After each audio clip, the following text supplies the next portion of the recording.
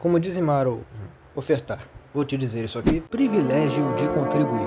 O texto básico no qual nós vamos trabalhar em atenção e estudar ainda hoje é o livro de Hebreus, no capítulo 7, do versículo 1 ao 10. Trazei todos os dízimos à casa do tesouro, para que haja mantimento na minha casa, e provai-me nisto, diz o Senhor dos Exércitos. Se eu não vos abrir as janelas do céu e não derramar sobre vós a bênção sem medida, que está lá no livro de Malaquias, do capítulo 13, no versículo 10. Deus nos construiu seus mordomos, administradores. Tudo o que o cristão faz deve ser dentro da orientação de Deus. Devemos exercer a mordomia do corpo, da mente, das oportunidades, do tempo, dos bens e dos dízimos e ofertas. Tudo o que temos pertence a Deus e devemos saber administrar para a glória do Senhor. Longe de ser visto sobre prisma de obrigatoriedade, a participação financeira é considerada como um elevado privilégio da vida em Cristo. Através da contribuição financeira, o crente reconhece que Jesus é o Senhor de sua vida e demonstra ao mesmo tempo o grau da sua identificação com Cristo. O dízimo no Antigo Testamento.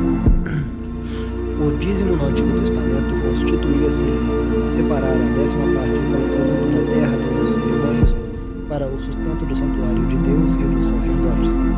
A origem do dízimo é anterior a Abraão e a Moisés, mas a primeira referência bíblica está no livro de Gênesis, do capítulo 14, no versículo 20, referindo-se a Abraão, que entregou o dízimo de tudo a Melquisedeque. Leia Hebreus, do capítulo 7, no versículo 2. Encontramos Jacó entregando o dízimo como gratidão por Deus lhe ter guardado durante a sua jornada, que está lá no livro de Gênesis, do capítulo 28, no versículo 18 ao 22.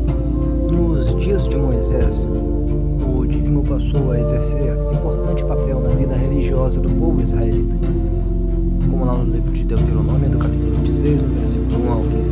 A fidelidade no dízimo era um sinal de avivamento, fé e de um coração que reconhecia o senhorio de Deus sobre todas as coisas. Por isso Malaquias chegou a chamar de roubadores de Deus aqueles que não pagavam os seus dízimos. Está lá no livro de Malaquias, do capítulo 3, no versículo 8 ao 10. Concitando-os a fazer prova do Todo-Poderoso, que é fiel em cumprir suas promessas. O dízimo do Novo Testamento. O dízimo não ficou restrito aos tempos do Antigo Testamento. O próprio Cristo não deixou de citar o dízimo. No livro de Mateus, no capítulo 23, do versículo 23 ao 24, Jesus criticou a prática religiosa dos fariseus com o objetivo de serem vistos e honrados pelos homens e não como fruto sincero de corações agradecidos. Ele reprova a motivação errada e a não entrega do dízimo. Deveis fazer estas coisas, viver o juízo, a misericórdia e a fé, e não omitir aquelas. Dizimar a hortelã, o endro e o cominho.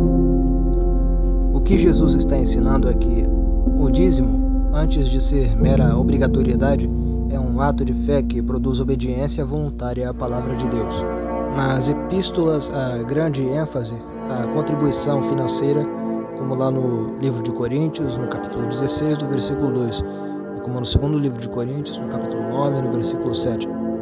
Agora reflita e responda para si mesmo essas perguntas nos quais nós trabalhamos a resposta em tudo que nós aprendemos aqui. E memorize, que já é um pequeno ato de fé. Número 1. Segundo o livro de Malaquias, do capítulo 3, no versículo 10, qual foi a norma que Deus estabeleceu para a nossa participação financeira em seu reino? Número 2. Quais as promessas que Deus faz nessas passagens? Número 3. Conforme o primeiro livro de Coríntios, no capítulo 16, do versículo 1 ao 2, a que igreja Paulo ensinou a respeito do privilégio das ofertas? Número 4. Em que dia o povo daquela igreja deveria trazer ofertas para consagrá-las ao Senhor? Número 5. Baseados em que princípios e qual deve ser a motivação ao entregarmos as ofertas a Deus? Isto envolve lucro de um bem vendido, pensão ou salário, rendimentos que se venha a ter como juros de poupança, mesada, herança, etc, etc, etc. Leia o primeiro livro de Crônicas, do capítulo 29, no versículo 14, e livro de Provérbios, no capítulo 11, do versículo 24 ao 25. Além do dízimo, devemos também contribuir com nossas ofertas ao Senhor. O dízimo é demonstração de nossa fé e fidelidade, e as ofertas são demonstração de nossa fé e gratidão ao Senhor diante de tudo o que Ele nos tem dado. A oferta é tudo o que vai além dos 10%, conforme o Espírito Santo nos dirige a contribuir.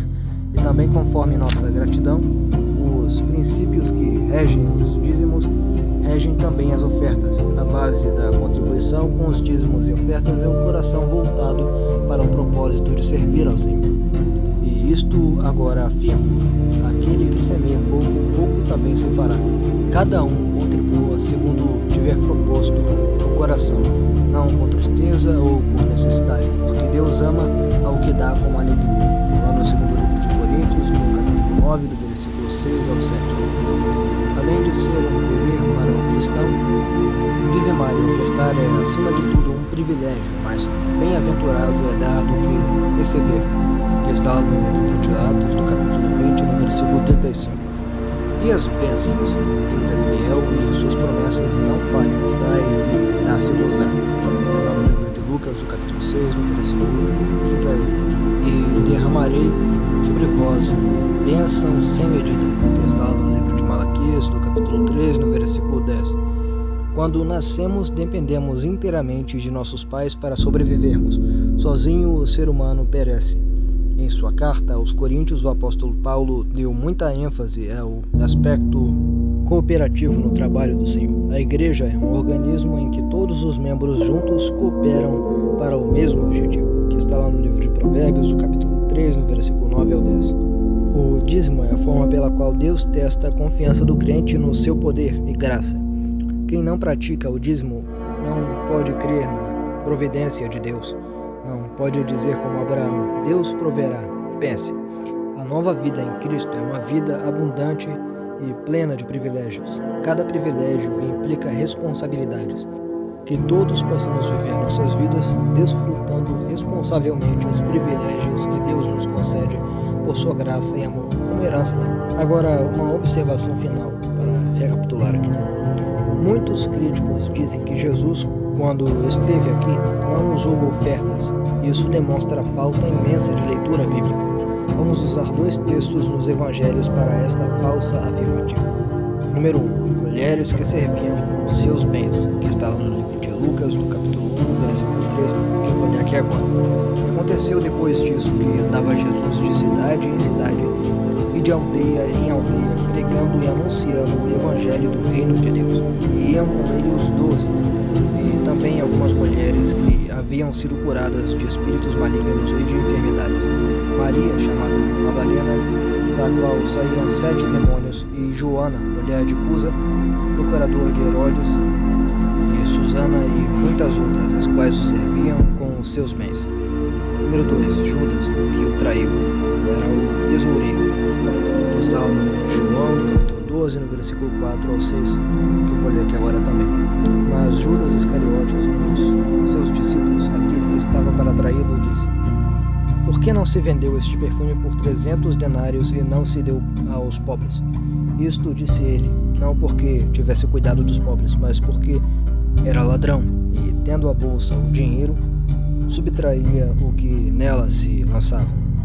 E agora no livro de João, no capítulo 13, no versículo 29, nós lemos que, pois como Judas tinha a bolsa, pensavam alguns que Jesus lhe dizia: compra o que precisamos para a festa. Mas o que você aprendeu aqui é o que você se disse. E é isso. Tenha um coração verdadeiramente sincero e agradecido, entregue e pronto para distribuir e contribuir para o sacerdócio de Deus. Amém.